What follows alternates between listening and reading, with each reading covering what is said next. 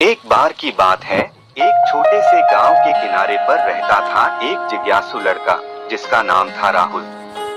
राहुल को जंगल बहुत पसंद था। वो हर शाम स्कूल के बाद जंगल के किनारे जाकर पेड़ों के नीचे बैठता और उनकी फुसफुसाहट सुनता। एक नहीं शाम है भाई, जंगल सही की नहीं सैर बोल रहा करते हूँ। हुए राहुल को एक चोटिल चिड़िया मिली।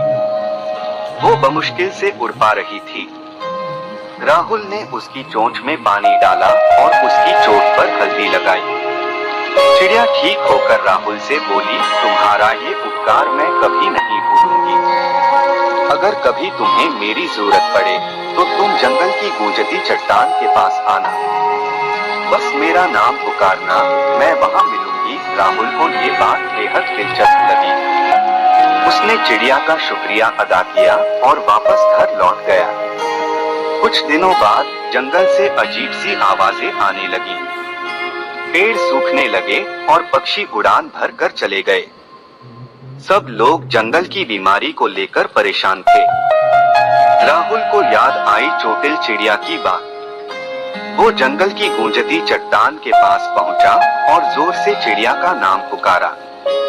अचानक हवा में चहचहाट हुई और चिड़िया उसके सामने प्रकट हुई। राहुल ने उसे जंगल की बीमारी के बारे में बताया। चिड़िया ने चुराया है, हमें भी इस बात का दुख। उसका पानी सूख गया है, इसीलिए जंगल बीमार है। उसे भरने के लिए हमें 3 जादुई फल चाहिए। एक पहाड़ की चोटी पर उगता है, दूसरा नदी के सबसे गहरे हिस्से में यकीन कीजिए छिपा है और तीसरा एक जादुई बेल पर लटकता है। राहुल को पता था कि उसे मेरा क्या करना है।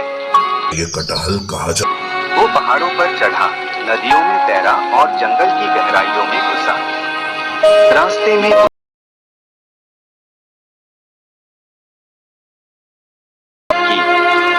एक बुद्धिमान मछली ने उसे नदी में फल ढूंढने का रास्ता दिखाया और आखिर में एक चंचल हवा ने उसे जादुई बेल का पता बताया। कठिन कोई नहीं रोक सकता। ले आया। उसने उन्हें कुएं में डाल दिया और पानी सारे भर दिया। जैसे ही पानी कुएं में भरा, जंगल में फिर से चहल पहल लौट आई। पेड़ हरे भरे हो गए, पक्षी लौट आए और जंगल की हवा फिर से मीठी लगने लगी। सब लोग राहुल को जंगल का तलाशी कर रक्षक कहने लगे। राहुल ने सीखा बहादुरी है।